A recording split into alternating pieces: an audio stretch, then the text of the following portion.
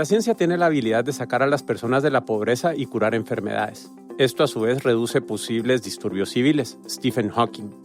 Hola, mi nombre es Manolo Álvarez y esto es Conceptos, conversaciones casuales acerca de conceptos importantes.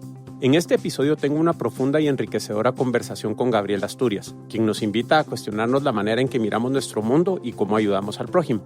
Gabriela se graduó en neurociencia de la Universidad de Duke en Carolina del Norte en el 2017. Gabriela también es la fundadora y presidenta de Fundewa y Desarrolla. Actualmente está estudiando medicina en la Universidad de Stanford en California y está colaborando con el Dr. David Boyd en Fundewa para mejorar el cuidado de salud en Guatemala. En nuestra conversación hablamos sobre la neurociencia, la inversión social, cuál pudiese ser la mejor manera de ayudar a los demás, resolver problemas, los proyectos en Fundewa, el método científico aplicado al desarrollo social, la identidad de los países y cómo sobrellevar el miedo a medirnos. Los invito a prestar particular atención en la segunda parte de la conversación, ya que es donde más realizaciones podemos encontrar. Así que sin más espera, les dejo mi conversación con Gabriel Asturias. Bueno, Gabriel Asturias, bienvenida a Conceptos. ¿Cómo estás? Muy bien, gracias por recibirme. No, gracias por hacer el tiempo. Sé que tenés una agenda apretadísima y con lo que vamos a ir platicando hoy creo que vamos a saber por qué manejas una agenda apretada. Así que gracias por venir. Es un placer estar aquí con ustedes. Buenísimo. Bienvenida a Guate. Entiendo que acabas de llegar viniendo. Sí, llegué el sábado en la noche. Ok, buenísimo. Pues mira, para empezar me gustaría que la gente te conozca un poquito y sepa pues acerca de ti. Y pongamos si alguien te encuentra en la calle o en un evento social o algo y te pregunta, mira, Gabriela, ¿a qué te dedicas? ¿Qué le dirías? Es una pregunta muy difícil. Creo que soy un poco multifacética. Ajá. Yo la verdad estudié neurociencia y química y ahorita estoy estudiando medicina en California. Y mucha gente puede creer que, bueno, casi toda mi experiencia es en ciencia, en investigación. Pero realmente al lado de eso está una pasión muy fuerte por mi país. Y desde el día que me fui, yo le había hecho la promesa a mi papá, a mi país y a mí misma de ver cómo podía regresarle a este país que me formó. Yo nací y crecí aquí. A los 18 años me fui porque quería estudiar neurociencia y aquí no existía esa carrera. Y desde entonces he pensado en cómo puedo yo canalizar todas las oportunidades que he logrado tener afuera para poder catalizar desarrollo en Guatemala. Entonces, yo diría que lo que yo hago es aprender más y mejorarme para también mejorar el trabajo que hago aquí en Guatemala. Pero eso está un poco largo, entonces diría investigación tal vez. O sea, bueno, soy investigadora. Sí. Súper, qué bien. Mira, ¿y qué es eso de neurociencia? O sea, no existe la carrera acá y me imagino que muy pocas personas tal vez saben a detalle qué es la neurociencia. ¿Nos podrías explicar un poquito? Sí, bueno, la neurociencia básicamente es el estudio de cómo funciona el cerebro. Cómo funcionan las conexiones neuronales, la química del cerebro, cómo se mandan las señales para lograr crear percepciones, pensamientos, acciones, que tu cuerpo se mueva, absorba la realidad. Y la verdad, yo cuando estaba aquí me gustaba mucho la filosofía, pero soy una persona muy cuantitativa. Y la neurociencia fue mi manera de pensar en preguntas difíciles, pero que me da calma cuantitativa. Mira, qué interesante. Bueno, y al final la filosofía es mucho con pensamientos y todo esto. A ver, vamos a ver. Entonces, ¿cómo llegaste a este tema de interesarte por la neurociencia? Y obviamente después vamos a tocar otros temas de cómo lo estás aplicando. Pero ¿en qué momento te diste cuenta que todo esto de cómo funciona nuestro cerebro, me imagino que te interesa por qué las personas hacen lo que hacen, todo esto, ¿cómo se fue desarrollando ese interés? Cuando yo era muy niña, siempre hablaba mucho. Entonces, creo que la mayoría de gente diría que soy extrovertida. Okay. Yo también creo que soy extrovertida. Pero mi actividad favorita era leer. Y leía mucho de filosofía cuando era muy chiquita. Ajá. Y, de hecho, empecé a leer ciertos libros alrededor de los 14 años. Y cosas controversiales y no podía, no sé, solo no llegaba a una conclusión y eso me frustraba. Porque leí sobre capitalismo, sobre socialismo, tendencias más liberales y todavía no me cuadraba la forma de pensar del todo de cualquier teoría. Entonces, creo que ahí empecé a pensar en una manera más tal vez diría básica, de cómo los seres humanos actuamos, cómo interactuamos con los otros, cómo creamos cosas que afectan poblaciones y cómo nos ayudamos mutuamente. Entonces, creo que para mí la neurociencia fue una manera tal vez más pura y básica de entender la acción humana. Y yo, la verdad, empecé a hacer investigación en la del Valle con Pamela Pennington, que en ese momento trabajaba en el departamento de bioquímica. Y ahí con ella trabajé mucho en genética. Y aprendí de eso, trabajé con bacterias maldechadas. Pero estando ahí, hablamos mucho de neurociencia y empecé a leer libros de eso. Y cuando tenía 15 años me fui a la Universidad Northwestern a sacar un curso de eso y ahí me terminé de convencer. Mira, qué buenísimo. ¿Y la parte de la química, de dónde viene? Bueno, yo creo que es algo fundamental para entender los conceptos de neurociencia. Por eso fue que estudié química. Y también para todo el tema de medicina, que era lo que yo sabía que quería hacer posterior a la primera universidad que fui. Es muy importante entender la química detrás de las cosas. Es como que el fundamento básico de todo. Sí. Al final somos entes orgánicos. Sí. Mira, qué interesante. Y algo de lo que vamos a platicar es pues, los proyectos que tenés como lo son Fundewa y más adelante nos vamos a meter a eso. Pero quisiera aprovechar a preguntarte, o sea, leyendo acerca de ti y eso, creo que lo que decías de querer devolver a Guate es algo que se permea muchísimo en todo lo que hay acerca de ti en línea.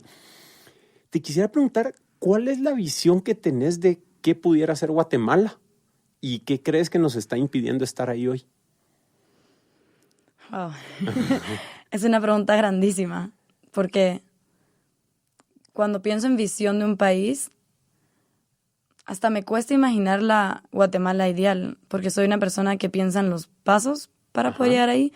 Entonces, tal vez lo que visualizo muy fuerte es cómo deberíamos de estar trabajando ahorita y qué tenemos que estar sembrando hoy para algún día ver una Guatemala próspera. Y creo que los temas que son de relevancia sí se están hablando. La desnutrición crónica, para mí, es uno de los temas más grandes que estamos enfrentando como país. Luego hay temas de corrupción, de crecimiento económico, de oportunidades, de parar la migración a Estados Unidos, que mucho de eso conlleva crear oportunidades económicas en el país. Todos estos temas siento que sí se están hablando. Los líderes lo están discutiendo. El problema es que lo están solo discutiendo.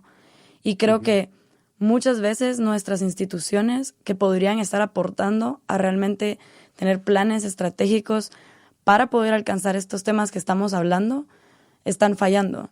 Creo que nos hace falta data, creo que no tenemos estadísticas del país actualizadas, creo que hay todavía hay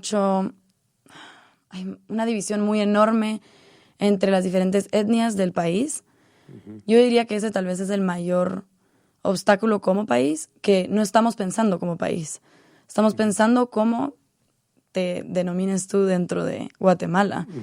Y la identidad guatemalteco no necesariamente engloba todas las identidades que existen en este país. Entonces es difícil que trabajemos en conjunto por un país que hay gente que no se siente parte de él. Y yo diría que unificar y dejar de, no sé, esta discriminación o que yo creo que es sistémica, poder trabajar contra eso y realmente aprovechar las capacidades que existen aquí, es un paso enorme que podría dar el país. Sí, y mira, te quisiera preguntar algo, o sea, sé que tu carrera te ha llevado por varios lugares en el mundo y pues tengo la percepción de que has estado inmersa en como que en ambientes pluriculturales, por así llamarlos, sí. Y has tenido la oportunidad de hacer mucho del trabajo que has hecho pues en equipos muy diversos. ¿Cómo te ha ayudado eso a prepararte a esta tarea que estás agarrando para poder promover el desarrollo acá en Guate? O sea, puntualmente, ¿cómo dirías que ayuda esa diversidad cultural a poder lograr un objetivo, pongamos? Sí. Una vez tenemos esa sensación de belonging, o sea, de pertenecer a pesar de que seamos de backgrounds distintos. Sí, yo creo que la diversidad en los equipos es una gran fortaleza y creo que lo que pasa mucho en Guatemala es que crecemos, estudiamos, trabajamos con un grupo muy específico y es lo que estamos acostumbrados. Entonces, ver algo diferente o gente que vive otra Guatemala, que tiene otras ideas, que ha vivido otras circunstancias, sea las que sean, nos choca y es difícil incorporar en cómo eso podría ser una fortaleza cuando no has tenido experiencia con una persona que vivió algo totalmente distinto en el mismo país. En Estados Unidos tiene diferentes problemas que Guatemala, pero en las universidades que yo he estado sí ha habido mucha diversidad cultural, muchísimo más de la que yo viví creciendo en este país. Y lo que me impresiona es lo que han logrado desarrollar en términos de ciencia y de empujar la innovación, porque ponte a pensar, al momento de tener dos perspectivas diferentes, chocar, hay disrupción, pero la disrupción es sana, porque hay sistemas que llevan décadas, generaciones, que puede que no estén realmente aportando al desarrollo óptimo de una sociedad. Y en un ambiente como una universidad, que en mi experiencia es una universidad americana, logré ver cómo diferentes perspectivas chocaban y disrompían paradigmas que hemos llevado, incluyéndome a mí, por mucho tiempo. Y creo que yo lo que aprendí es humildad y realmente poner atención a las experiencias de los demás y no valorar mi experiencia sobre la de los demás. Y creo que, y más ahorita, en mi programa de medicina somos 90 estudiantes en mi clase. Bastante pequeño y todos son muy distintos. Hay muchos países, diferentes etnias representados dentro de mi misma clase. Y ahí fue donde, para mí, la lección fue más fuerte, porque fue un ambiente mucho más condensado. Y como estamos estudiando medicina, que básicamente es cómo ayudar al prójimo, cómo sanar a alguien más, cómo lograr que la persona pueda tener una mejor vida, mejor calidad de vida, una vida más longeva, etc. Entonces, para lograr eso por alguien más, tienes que entender bien qué ha pasado, cuáles son las experiencias de esa persona, porque la salud mental es igual de importante que la física. Entonces, creo que en ese tipo de contexto yo he aprendido mucho más cómo trabajan diferentes perspectivas.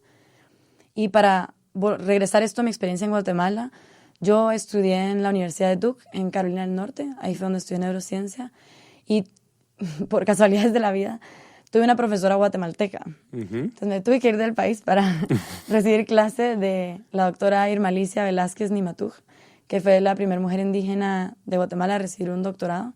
Ella me dio clase y estando en su clase yo aprendí mucho de mi país. Y fue una experiencia muy extraña irme y aprender tanto de mi país afuera.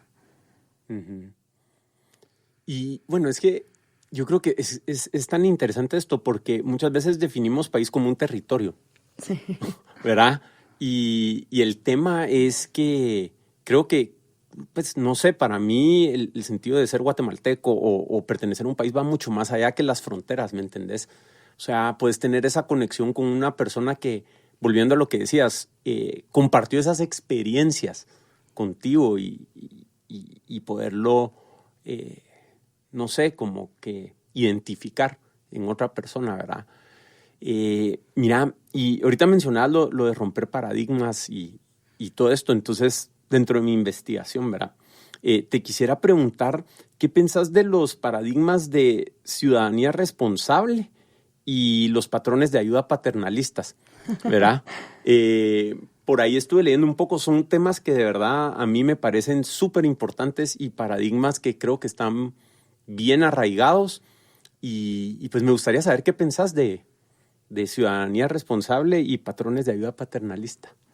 Ok, empecemos por patrones de ayuda paternalista porque es un tema que yo diría de los que formó Fundeva en su inicio. Okay. Cuando nosotros empezamos, lo primero que nos empezamos a cuestionar fue cómo ayudar de manera efectiva. Ahorita hablamos mucho del desarrollo basado en la evidencia, pero lo que primero hablamos fue de ayuda paternalista. Okay. Creo que es naturaleza humana, si uno tiene ciertos privilegios y ha logrado vivir y tener ciertas experiencias, de sentirse con ganas de ayudar al prójimo. Y uno llega a un punto donde tiene este sentido de que se da cuenta que hay otras realidades, que otras personas no tuvieron estas experiencias y te gustaría que mejoren su condición de vida. Creo que eso es muy normal.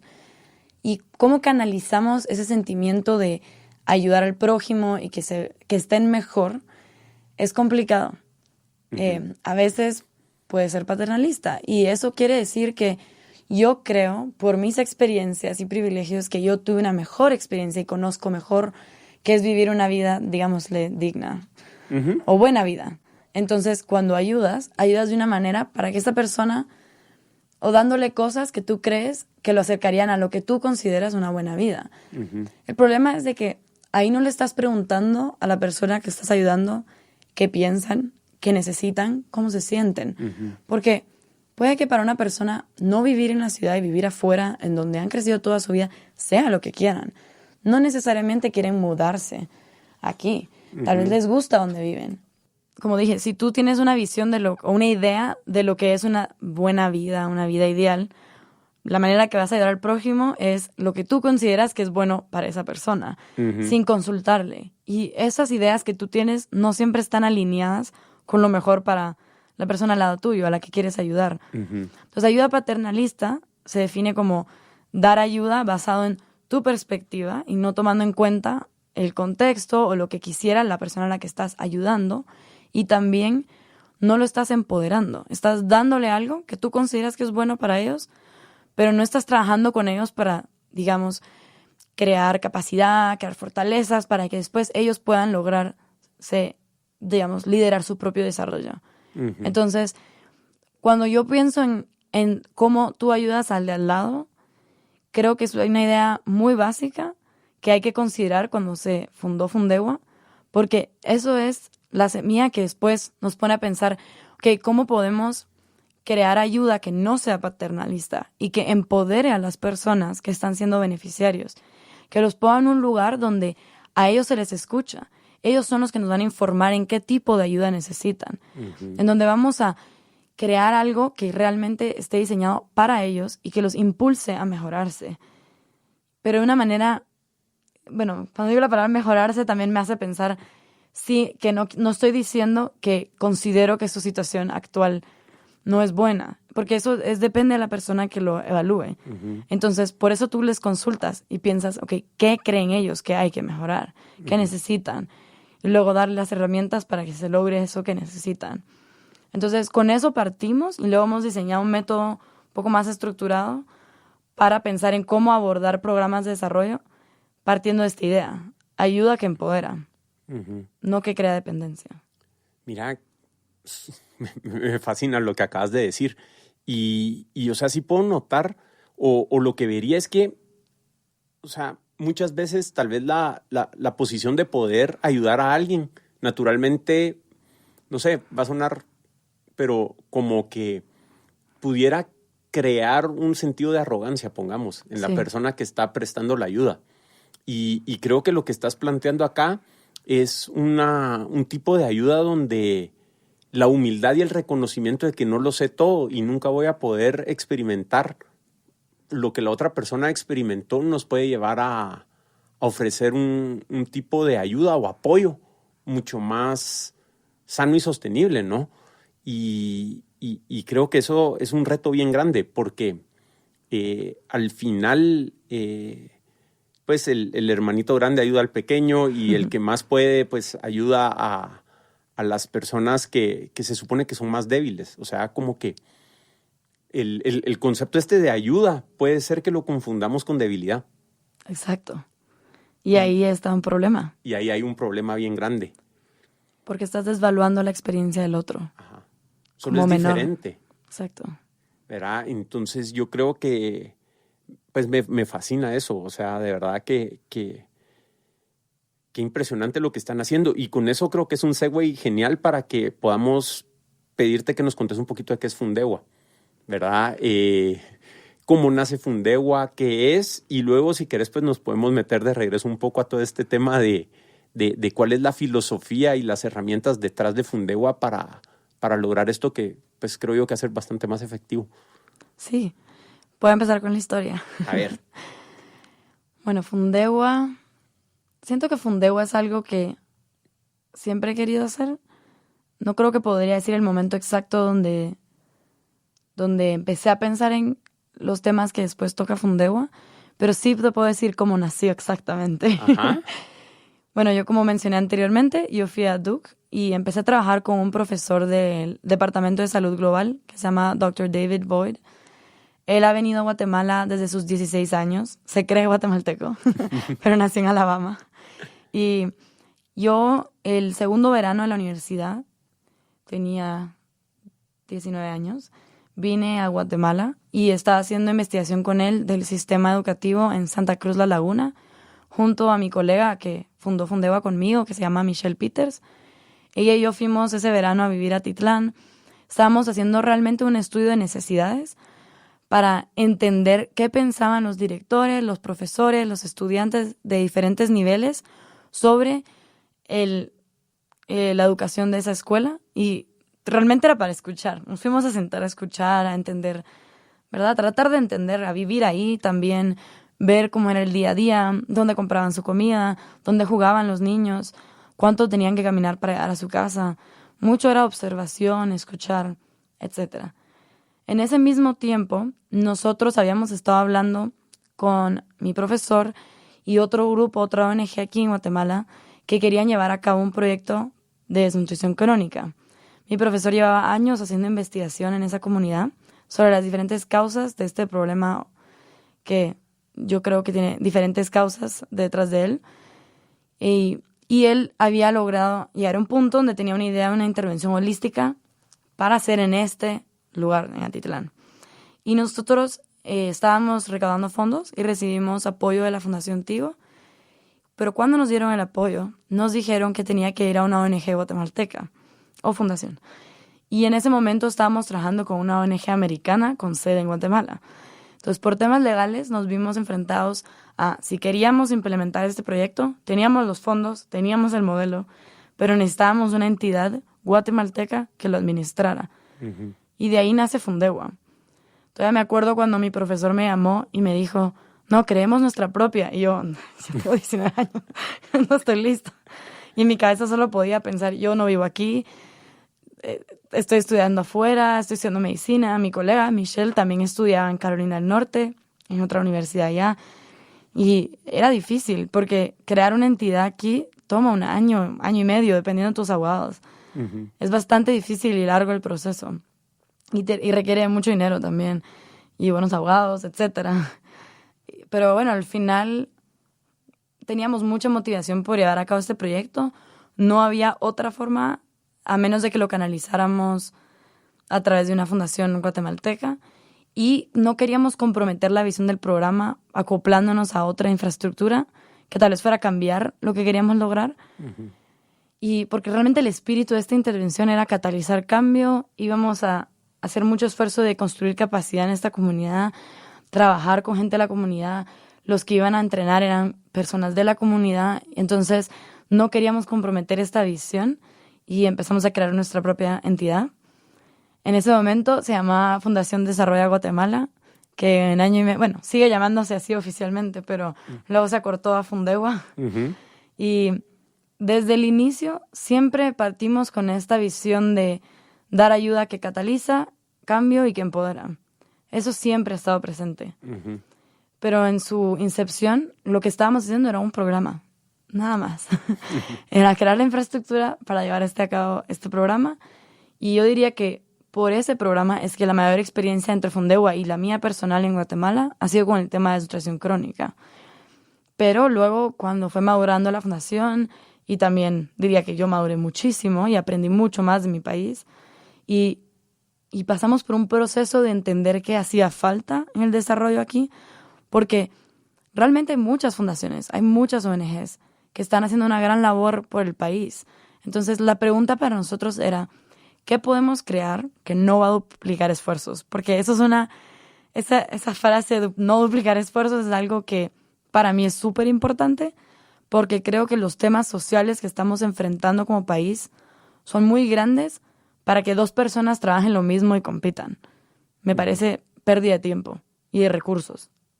Entonces, lo que pasó en los primeros años de Fundeva, aparte de todo el tema legal de crearla, que fue bastante difícil, también estando de lejos, tener que viajar, ver cómo firmamos papeles y, bueno, muchas cosas. Yo diría que lo más difícil fue realmente entender qué era el nicho, qué es lo que hacía falta en el ecosistema del desarrollo en el país.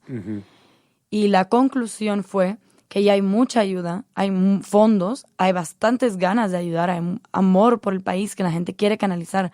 Como dije, es naturaleza humana que el hermanito mayor quiera ver al hermanito pequeño, ¿verdad? Pero lo que tal vez nos estaba frustrando era la forma de ayudar. Entonces dijimos, en vez de crear más programas, ¿por qué no optimizamos el impacto de los que ya existen? Y eso es la manera en que hablamos ahorita en la fundación.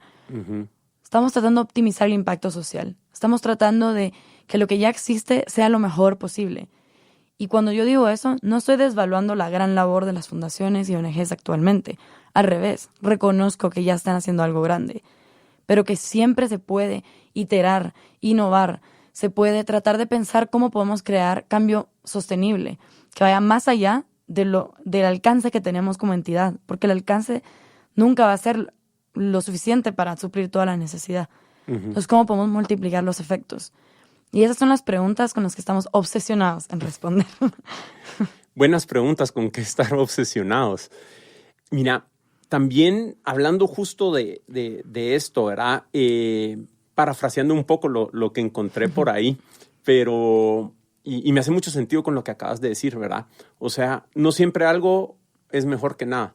O sea, hay veces que si nos tiramos al agua, por así decirlo, a querer ayudar, a querer hacer algo, y no hemos hecho la investigación necesaria para entender los posibles efectos de lo que estamos por hacer, pues eso nos puede traer resultados contraproducentes a lo que queremos, ¿verdad? Entonces, ¿cómo se aplica esto de querer hacer un estudio previo para el manejo de recursos, para entender impacto, incluso con lo que hablábamos un poco antes del paternalismo, ¿verdad? O sea, ir y tener esa empatía de ponernos en los zapatos de las otras personas antes de empezar un proyecto, ¿verdad? O sea, ¿cómo es ese proceso de querer entender y levantar los datos necesarios para poder optimizar el resultado de un proyecto? ¿Cómo pensás alrededor de eso? Bueno, yo creo que lo dijiste tú, el primer paso es entender, ¿verdad? Y es algo que siempre tratamos de enfatizar porque creo que a veces, igual yendo a lo que hemos discutido anteriormente, es muy fácil creer que ya tenemos la solución o ver un modelo que nos gustó de otro lugar, de otro país y decir, vamos a solo implementar eso y creer que va a funcionar. Creo que es muy fácil llegar a esa conclusión y creo que puede ser bastante errónea. Y como tú dijiste, puede tener efectos contraproducentes. No necesariamente puede que sea dañino, pero puede que desperdicie recursos. Y en un país con tantos problemas, bueno, y muchas fortalezas también en este país, que desperdiciemos recursos, a mí me da tristeza, la verdad. Y entonces, lo que busca Fundewa es, si tú tienes un amor por resolver un problema, déjanos ayudarte a hacerlo de una manera eficiente, costo eficiente, para tus recursos humanos, tu tiempo, tu dinero, y que realmente logres cambiar ese problema, ¿verdad? Entonces, ¿por qué empezamos con una evaluación de necesidades? Primer punto, lo que tú dijiste, el paternalismo. Porque si tú empiezas con el paso 1, siendo ir a escuchar, observar, preguntar qué creen ellos que son sus necesidades, ya de por sí te estás ahorrando muchos intentos fallidos. Un ejemplo. Hemos visto, un ejemplo muy básico. Había este grupo que le llevaba refacción a esta escuela y la daban a cierta hora. Los niños tenían tiempo de desayunar. No tenían tiempo de desayunar. Pero entonces la refacción, en vez de dársela en la mañana, cuando se morían de hambre, porque no habían comido todavía, se la daban justo antes de que se fueran a su casa. Pero normalmente sí tenían tiempo de almorzar. Entonces, ¿qué pasaba? No les daban de comer en la mañana, los niños iban a la tienda a comprar algo o solo no comían, luego les daban de comer antes de irse a su casa, entonces cuando llegaban a la casa y sí había almuerzo, no tenían hambre y no se lo comían. Entonces, si tú estás tratando de aumentar la ingesta calórica de estos niños, realmente no estás cambiando nada. Porque al dar la comida a esa hora, se estaban saltando la siguiente. O no la comían completa, se la dan al perrito, al hermanito, etc. Y es normal, ¿verdad? Un niño, si ya no tiene hambre, no va a comer. Entonces, algo tan básico como preguntar a las madres, ¿ustedes cuándo le dan de comer a sus hijos? ¿A qué hora? Y luego solo moverlos 2 horas, hubiera realmente cambiado la ingesta calórica de estos niños. Y esto solo se hubiera hecho con preguntar al principio. Ni siquiera era gran costos para la persona que está llevando a cabo esta intervención, o entidad de persona. Entonces, yo digo este ejemplo porque creo que ilustra muy bien la importancia de primero entender los hábitos, cómo va la vida de estas personas, antes de pensar en cómo vas a intervenir. Es como que yo te diga, voy a llegar a pintar tu casa de amarillo, porque quiero. Y si te parece horrible, va y la pintas encima y solo desperdicié pintura. Ajá. O le pones un cuadro enfrente o algo porque dices, no, esto está horrible. Entonces, si yo no te pregunto, ¿cómo espero yo darte lo que más te ayude si ni te conozco? Entonces, creo que ese paso de escuchar, entender, también está muy alineado con estas tendencias ahorita de design thinking, human-centered design, que va muy amarrado dentro del hilo de lo que habla Fundewa, y que es primero empatizar, observar, entender de eso. Y también lo otro súper importante de esa fase es conseguir una línea base, ¿verdad? Porque de ahí sacamos los datos como base de los que vamos a partir. Porque yo siempre hablo del proceso del desarrollo como el proceso científico. Si yo digo, a mí me gustaría que estos niños sigamos con el mismo hilo de desnutrición crónica, ya no tengan desnutrición crónica. Cuando yo diseño una intervención, eso es una hipótesis. Yo no sé si esta intervención va a cambiar las tasas de desnutrición crónica. Esa certeza no la tengo hasta que no ejecute. Entonces yo digo, ok, yo creo que si yo les doy clase de cocina a las madres, estas refacciones y filtros de agua, creo que voy a mover la tasa. Bueno, a veces ni dicen esto, pero digamos 10 puntos porcentuales. Entonces esa es mi hipótesis. Luego voy, escucho, entiendo y la edito antes de irla a... O sea, le hago un pre-test, digamos. Y eso es toda la parte. Si tú ves el proceso científico, uno empieza por observar y definir la pregunta. Y definir la pregunta es súper difícil. Y es algo que muchas veces olvidamos en el desarrollo. Pensamos en el mundo ideal de este pueblo vamos a lograr que todo el mundo esté así. Pero ¿cuál es el problema que vamos a atacar primero? ¿Y cuál es la hipótesis, intervención, que vamos a probar contra este problema? ¿Y cómo nos vamos a medir? ¿Cómo vamos a saber si realmente alcanzamos esa visión que tuvimos? Si no te mides, ¿cómo sabes si lo conseguiste? ¿Cómo sabes si no hay que cambiar, si no hay que iterar? ¿Verdad? ¿Qué pasa si te pasas una década implementando lo mismo y sigues en el mismo nivel de puntos porcentuales de la tasa? Creo que cualquier persona le da miedo medirse. Eso es algo también naturaleza humana. Es difícil porque uno puede pensarlo como crítica, pero yo creo que hay que verlo diferente. Hay que ver esto como un proceso, una metodología para que la ayuda que estés brindando sea lo mejor posible. No es una crítica a si tú estás haciendo el bien por los demás. Al revés, es una forma de hacerlo mejor por alguien más. Entonces creo que lograr que la gente cambie este paradigma de que medirse es criticar su gran labor y amor y lo que están canalizando, y que en vez medirse es lograr mejorar lo que están canalizando, el amor que están canalizando, el trabajo que están haciendo para lograr sus metas. Entonces lo tienen que ver como un circulito. Uno escucha, uno crea, prueba. Si no funcionó, vuelves a escuchar, vuelves a crear y te vas así. Y poco a poco vas cambiando las cosas. Y creo que ese miedo a que medirse es crítica se ve en todos los niveles, desde nivel de trabajo comunitario hasta nivel de instituciones mayores en este país. Por eso dije al principio que nos hace falta data, nos hacen falta estadísticas. Hicimos el censo hasta este año. Bueno, entonces creo que como país también no nos hemos medido lo suficiente. Mira, y con eso, la vez pasada me hicieron un jueguito bien simple, no sé si querés jugar, para poderle ilustrar a las personas allá afuera lo importante de la medición y los ciclos de feedback. Estoy pensando en un número del 1 al 10. 7. Menos. 5. Más. 6. Llegaste. O sea, ¿qué tal si así es todo? O sea, pruebo algo, la realidad me devuelve datos, en este caso te dije menos, y te fuiste llegando y llegaste a tu objetivo, ¿verdad? Entonces yo quisiera invitar a todos a que piensen así, ¿verdad? O sea, probemos algo y los resultados nos van a arrojar algo de regreso, ¿verdad? Y si escuchamos esos resultados, pues rapidito vamos a llegar. Hay veces que son más números los que hay que pasar, pero... Sí, ese juego fue rápido, para casualidad. Pero la idea ahí está, ¿verdad? Y creo que también está este componente emocional bien fuerte de que, volviendo al tema de la arrogancia o prepotencia, o como le querramos llamar, ¿verdad? O sea, yo a la primera le voy a pegar a las cosas y soy buenísimo y eso nos crea muchos blind spots, donde por proteger nuestro ego no recibimos la data. Por lo menos esa es mi manera de verlo. Y por eso es que a ver si hacemos algún día un round 2 de meternos más en neurociencia y entrar por ese lado para no quitarle tiempo a Fundegua hoy, ¿verdad? Pero mira, me impresiona un montón cómo tienen de bien estructurado el proceso y qué quieren hacer. Y yo creo que ahorita ya estábamos hablando un poco de las palabras que tienen detrás de la filosofía de Fundegua, ¿verdad? Y no sé, o sea, tenés investigar, conectar, construir, continuar y adaptar. ¿Cómo están aplicando ese ciclo completo a los proyectos? O si quisieras hablarnos de algún proyecto en particular o algo de cómo están dando toda esa vuelta, ¿verdad? Y cómo aplican la filosofía de Fundegua.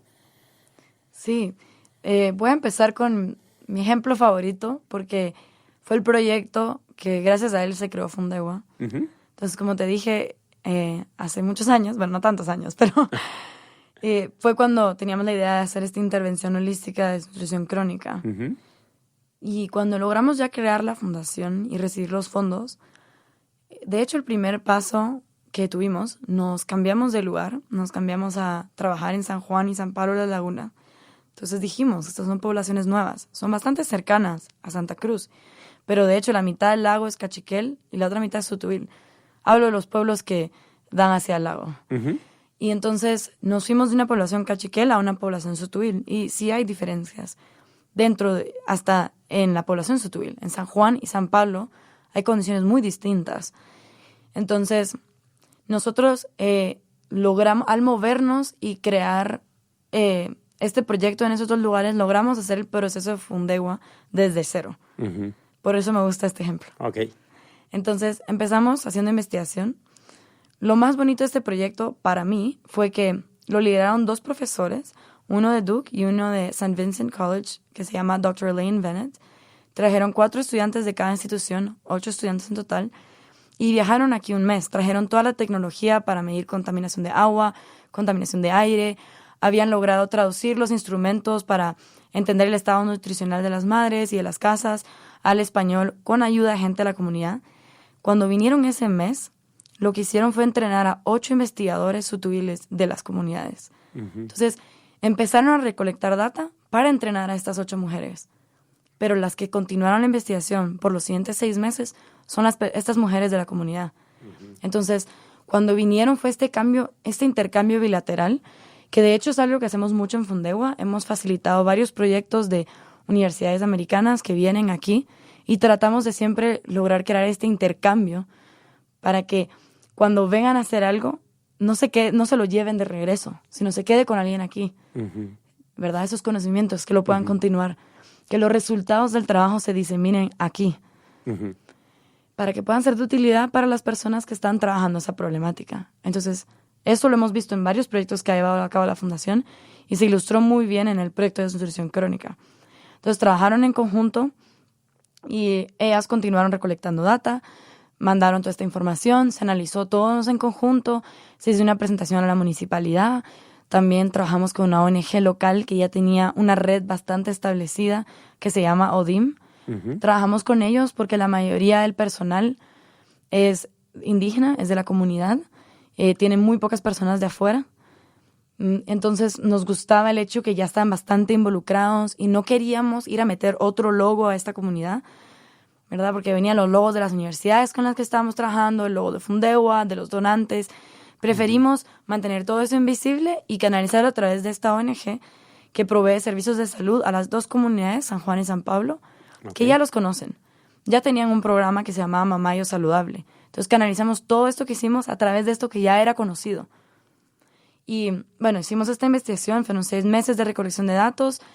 Luego se hicieron varios análisis, diferentes presentaciones de resultados porque se vio el nivel de contaminación de agua, de aire y nutricional y de hábitos también, uh-huh. de cómo alimentaban las madres a sus hijos, cuando estaban embarazadas, qué hacían, en los primeros años de vida, etc. Y en base a esto se fueron diseñando diferentes intervenciones que respondían exactamente a la data recolectada. Y la manera en que fuimos implementando estas intervenciones fue con la ayuda de También hubo bastantes fondos de la Universidad de Duke que siguieron mandando estudiantes cada verano y ellos ayudaban también a venir a crear capacidad con los profesores. Y lo que se hacía era trabajar con las promotoras de salud y capacitarlas a ellas para llevar a cabo todas estas intervenciones que se fueron haciendo. Y hemos hecho diferentes mediciones de impacto a lo largo de irlo implementando, hemos iterado. Ahorita, de hecho, solo hemos incorporado los elementos de la contaminación de agua y la parte de ingesta nutricional. No hemos todavía implementado la intervención para la contaminación de aire dentro de las casas. Es algo que estamos viendo ya para este próximo año. Y también debo de agregar que de la línea base, que se vieron estas 3 dimensiones, hay cosas que faltaron, que en las mediciones que fuimos haciendo nos dimos cuenta. Por ejemplo, depresión en las madres, cuando estaban embarazadas y posparto. Fue algo súper importante que estaba afectando cómo ellas interactuaban con sus bebés y la estimulación que estaban recibiendo estos niños, que afecta su desarrollo cognitivo. Entonces, el año pasado se empezó a traducir una herramienta para medir la depresión en las madres en Sutuil. Es que se diseñó en Cachiquel y lo estábamos pasando a Sutuil. Con otra investigadora de la Universidad de Denver, Colorado. Se llama Dr. Ricord. Ella llegó el verano pasado y le estamos dando seguimiento a eso para poder capacitar a las promotoras a que puedan identificar esto y ayudar a las madres también en este tema. Entonces, esas son cosas que han salido por las diferentes mediciones que hemos hecho, que creo que vuelve a resaltar la importancia de que al empezar un proyecto no vas a saber todo lo que vas a encontrar y no vas a saber cuáles van a ser los factores más determinantes en este problema que buscas resolver. Y hemos tratado de adaptarnos, de iterar y de ver esto como un proceso de aprendizaje en conjunto con las personas que estamos trabajando. Espectacular. Mira, te quería preguntar, no sé si conoces a José Toriello. Sí. Él estuvo aquí en el podcast hace 2, 3 meses, ¿verdad? Entonces, bueno, si lo conoces, buenísimo, porque creo que sería importante que estén en contacto con lo que están trabajando por allá, ¿verdad? ¿Vino a hablar del lago? Vino a hablar del lago. Sí. Vino a hablar del lago por acá. Es episodio 7 o 8. Lo pueden encontrar en podcast.conceptos.blog si quieren saber más de lo que está haciendo Amigos del Lago en particular. Y bueno, mira, siguiendo en este tema científico y cómo están enfrentando y logrando aprender de estos problemas, porque creo que es lo que están haciendo. ¿Cómo definirías la investigación aplicada, verdad? Y cómo lo estás utilizando para maximizar los proyectos de servicio comunitario? Sí, la investigación aplicada, o en inglés Implementation Science, es un tema que a mí me obsesiona personalmente, porque, como dije, la mayoría de mi experiencia ha sido en investigación, pero algo que yo pienso que puede ser bastante frustrante en la investigación es que no ves cuándo se va a aplicar y cuándo va a tener un impacto en la vida de alguien más. Entonces, parte del trabajo de Fundewa, lo que hacemos es, cuando se hacen estudios o se levantan investigaciones, ¿quién tiene que recibir esa información? ¿Qué ONGs, qué empresas, qué fundaciones, qué grupos deberían de ver eso que puede tener un impacto en la manera que ellos implementan programas? Entonces, es cómo logras traducir el resultado de un proceso científico en acciones concretas que pueden cambiar la vida de alguien, la vida de una población, de una comunidad, etc. Entonces, de hecho, yo diría que el momento ideal de intervención o a lo que queremos llegar en Fundewa es intermediar dentro de esos 2 mundos, el mundo de la ciencia y el mundo de las personas que están accionando. Entonces, yo describiría, y cuando yo pienso en Fundewa, pienso que nos interesa fortalecer el ecosistema de investigación, de recolección de datos, porque creo que esa es la base, pero también pero nos importa eso porque lo queremos traducir a impacto. Claro. Y creo que al cerrar la brecha entre esos 2 mundos, de los que accionan y los que investigan, logramos optimizar impacto social, logramos desarrollo basado en la evidencia. Y ahí entre esos 2 mundos es donde vive Fundewa. Que es la importancia de vincular científicos con entidades enfocadas en el desarrollo. Exacto. Así que tachamos esa pregunta. Check. Mira, Gabriela, qué culto esto que están haciendo. Algo que personalmente me pasa y a veces lo veo mucho es que cuando uno se encuentra enfrente de temas de tanto impacto, pongamos, o donde hay involucradas tantas personas o nos sentimos distantes a algo, pues, no sé, como que podemos caer en un cierto cierto nivel de apatía o indiferencia hacia las cosas y pues dejar que las cosas sigan su curso, perdón. ¿Qué consejos le podrías dar a alguien que nos está escuchando y si quisiera involucrar? O sea, pues si lo quieren hacer con Fundegua, genial, o si lo quisieran hacer con alguien más, ¿verdad? Pero que se quisieran activar, porque yo creo que sí es naturaleza humana querer ver que todos estemos mejor, pero muchas veces, no sé, caemos en nuestra rutina de día a día o algo. ¿Qué le pudieras decir a alguien que está escuchando y se quiere activar en hacer de Guatemala, el mundo, un lugar mejor? Es una pregunta tan complicada para mí porque el cómo activar y activar de la mejor manera para el país a alguien más es algo que he pensado mucho. Ajá. ¿Cómo logras? Porque una cosa es que la persona se interese, como tú dijiste, que digan, yo quiero hacer algo. Uh-huh. Luego es cómo lo hago. Entonces, mi mayor o tal vez obstáculo ha sido poder responder la parte de cómo lo hago, pero respondo a la primera, de cómo alguien se incentiva, creo que poniendo atención. Ajá.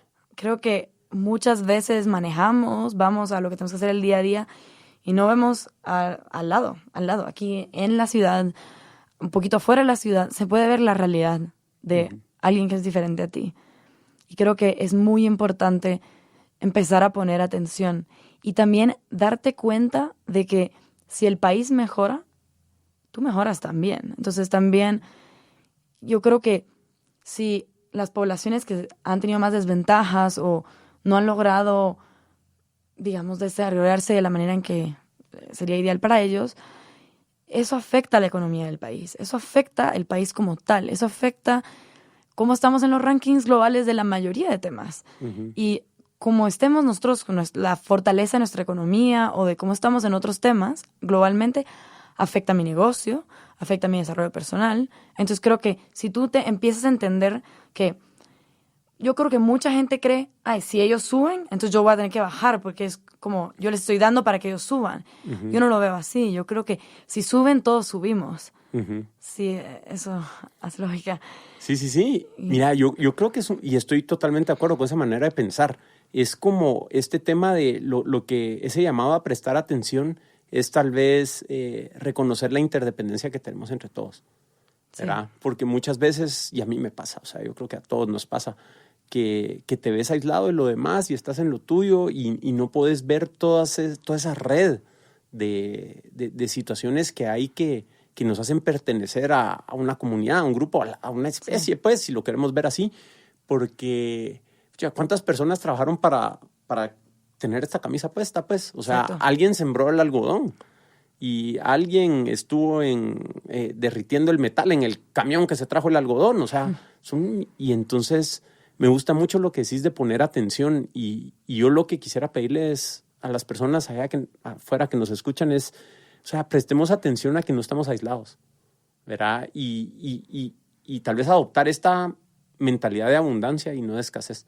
O sea, que yo dedique recursos, tiempo, dinero o algo para mejorar una situación, no es un ganar-perder, pues, ¿verdad? Y ahí me gustaría resaltar que ayudar de la manera en la cual la vemos es una inversión. Y las inversiones, uno no está metiendo dinero y se terminó. Estás invirtiendo para multiplicarlo. Entonces, yo creo que hay que pensar en vez de ayuda social, inversión social. Y ahí está la diferencia. Y en el cómo lo hago, bueno, ahí te puedo hablar de programas de Fundegua que hemos hecho para activación ciudadana, etcétera.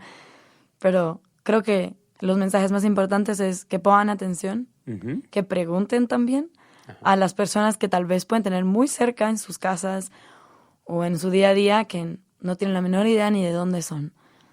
Y que piensen en inversión social. Genial, gracias por eso. Mira, y en este punto donde están, o sea, ¿nos quisieras compartir qué proyectos tienen activos ahorita o qué les está consumiendo la mayor cantidad de tiempo para saber un poco de qué están haciendo ahora ahí en Fundegua? Bueno, Fundegua maneja un portafolio bastante amplio de proyectos porque somos este intermediario. Entonces voy a escoger contar sobre mi proyecto favorito. Okay. Y porque creo que se amarra a la activación ciudadana. Ok, perfecto. Tenemos un proyecto que se llama Enciéndete, que lo veo como el cómo me activo ideal porque dentro del proyecto la persona que participa pasa por todas esas etapas de empatía, de creación, de iterar, de aprender y volver a crear. Entonces, lo que busca Enciéndete realmente es un empoderamiento de jóvenes en conocimientos de ciencia y tecnología. Uh-huh. Mejor explicado, lo que hacemos es, trabajamos con diferentes universidades. Ahorita tenemos un convenio con la Universidad del Valle y han hecho varios Enciéndetes. Hemos trabajado con la Universidad de Michigan en Estados Unidos, de Duke, Emory. Y estas personas vienen a Guatemala, los conectamos con una escuela y imparten cursos donde los estudiantes aprenden conocimientos básicos de, por ejemplo, circuitos, de cómo conectarlos, cómo funcionan los componentes, etc. Con ese fundamento, luego los estudiantes que identifican necesidades de falta de luz en su vida diaria y luego crean linternas. Bueno, le llamo linterna, pero realmente son aparatos que producen luz porque ninguna ha sido igual, nunca. Ajá. Nunca hemos visto dos iguales. Entonces, con los conocimientos básicos que internalizaron y esta necesidad identificada, diseñan un aparato que produce luz para resolver esta necesidad. Y cuando lo crean, lo prueban, ven si funciona y luego lo arreglan. Entonces, estos estudiantes de universidades con los que hemos estado trabajando van mediando este proceso en los estudiantes con los que trabajan. Y al finalizar Enciéndete, que un Enciéndete toma como 10 horas de impartir, los niños tienen una linterna que les sirve. Y hemos ido otra vez a escuelas donde hemos trabajado y lo siguen usando. Se lo han dado a sus hermanitos, hasta les han enseñado a gente en su comunidad cómo hacer las linternas. Y ese efecto de que les enseñaste algo, pudieron crear algo que ellos ven una implementación práctica en su vida diaria, logra que el empoderamiento se materialice, que se den cuenta que al aprender algo pueden hacer algo concreto con eso que aprendieron. Y creo que para alguien estar facilitando ese proceso en alguien más, esa es la mejor manera de ayudar. Y te deja en un corto tiempo ver con tus propios ojos y experimentar lo que es no ayuda, sino inversión social.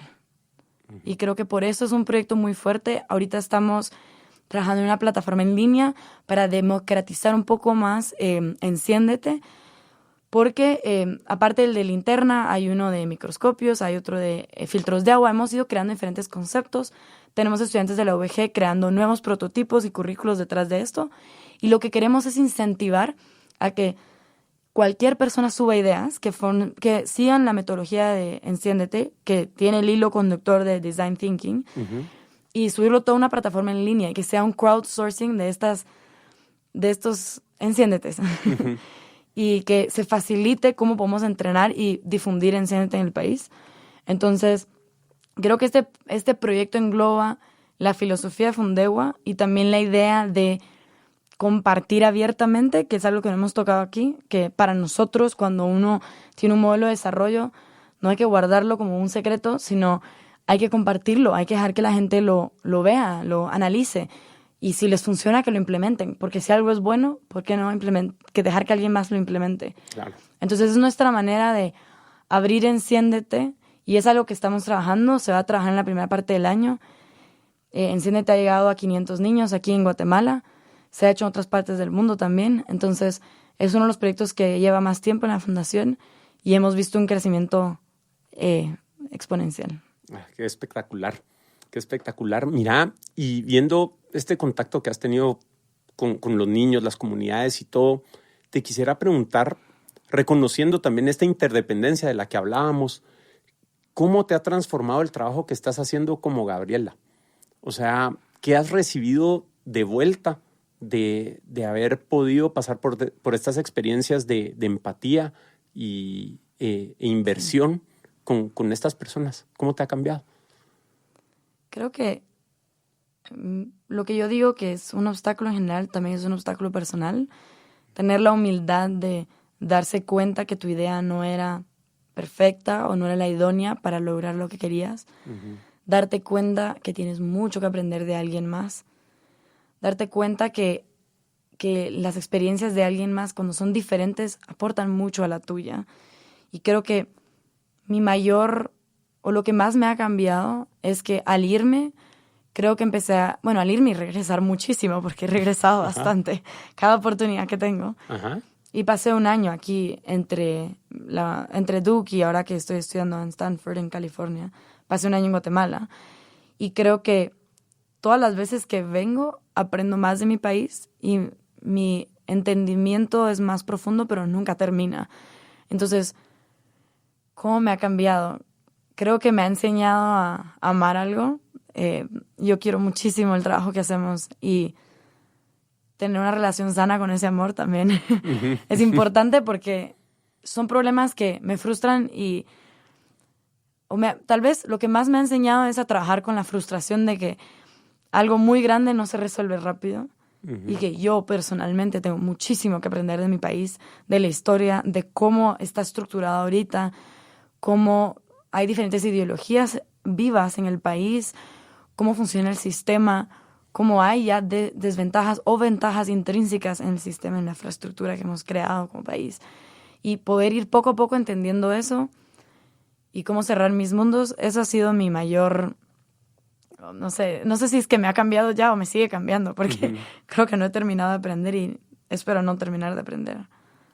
Genial, genial. Y bueno, ya para ir respetando tu agenda y eso, y viendo que sí ves tu vida como un proceso, ¿qué sigue para Gabriela Asturias y Fundegua? O sea, aprovechando que este episodio va a estar saliendo cerca de Navidad y Año Nuevo y todo esto, ¿qué hay hacia adelante? Creo que ahorita Fundegua está analizando este año, que este año fue el año donde realmente entendimos que lo que queríamos hacer era optimizar el impacto social. Entonces estamos analizando qué de lo que hemos hecho realmente está logrando eso. Entonces el mismo proceso que hacemos con los proyectos, hacérselo a Fundegua. Okay. Y no puedo responder exactamente qué cambios van a haber en Fundegua porque es un proceso que están pasando estas semanas, pero lo que veo es que Enciéndete va a crecer bastante porque creo que es una manera muy concreta de transmitir la filosofía de Fundegua y al mismo tiempo tener impacto. Veo que vamos a meternos mucho más fuerte en no solo lo que es implementation science en proyectos, sino crear capacidad para que otros puedan llevar a cabo los procesos de implementation science.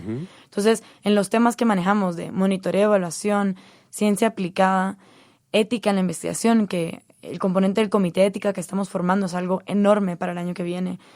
Es el primer comité de ética totalmente abierto para cualquier entidad e individuo y va a estar activo todos los meses revisando propuestas, que eso para nosotros es una gran contribución al ecosistema de investigación.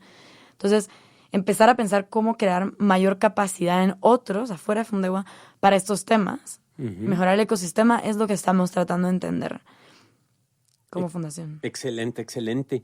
Mira, ¿y qué links o redes sociales o dónde pueden encontrar nuestros oyentes más acerca de ustedes? Si alguien se quiere activar, si alguien quiere saber más, ¿dónde recomendarías que fueran las personas a buscarlos? Nos pueden seguir en Facebook, Instagram, estamos como Fundegua. Okay. Y en Twitter estamos como InfoFundegua. Okay. Y también tenemos la página que es www.fundegua.org. Ok, bueno, vamos a estar poniendo los links y todo a las páginas de Fundegua en las notas del show en podcast.conceptos.blog. Y bueno, Gabriela, te quisiera primero abrir el micrófono para que le dieras un mensaje o algo a las personas que escuchan. O sea, no sé, algo que le quisieras pedir a las personas, algo que quisieras decir para cerrar la conversación. Me gustaría decir que si a alguien le resuena lo que hablamos hoy o siente que esto es algo que han pensado y no han buscado una forma de llevarlo a cabo o de contribuir a una causa como la que estamos describiendo, que me escriban. A mí me encanta escuchar de gente de cualquier lugar que esté pensando esto y que esté motivado por hacer algo. Entonces, a mí me gustaría abrir las puertas a que me contacten directamente. Okay. Y te puedo dar mi información para, seguro, con mucho gusto, compartirla. Seguro, sí. Si la querés, me la querés dar, la ponemos en las notas. Si la querés mencionar, como querrás, ¿verdad? Sí. Creo que el trabajo que estamos haciendo es bastante difícil y a veces uno se puede sentir solo. Entonces, si alguien se siente solo o se siente identificado, me pueden escribir a gabriela.asturias@fundegua.org. Excelente. Bueno, Gabriela, te quiero agradecer un montón haber venido, haber compartido tu experiencia y te digo, habernos inspirado con que se pueden taclear problemas de esta magnitud teniendo una metodología concreta. Y de verdad que te deseo todo lo mejor con Fundewa y te esperamos de regreso pronto acá para irnos comentando de los avances de los proyectos y todo, y sigan adelante, están haciendo un gran trabajo por Guatemala. Gracias por recibirnos. Conceptos es un podcast semanal producido, grabado y editado por Cuzuco Ortiz en estudio El Tun en 4 grados norte, Guatemala, y es conducido por Manolo Álvarez. Encuentra más episodios en podcast.conceptos.blog y recuerda suscribirte en iTunes, Spotify, Overcast o tu player de podcast favorito para no perderte un solo episodio. Si te gusta el show, compártelo con tus amigos. Envíanos qué piensas acerca del podcast, qué temas quisieras escuchar y a quiénes te gustaría que invitáramos a nuestra cuenta de Twitter @conceptospod. Gracias por escuchar y nos platicamos la semana entrante.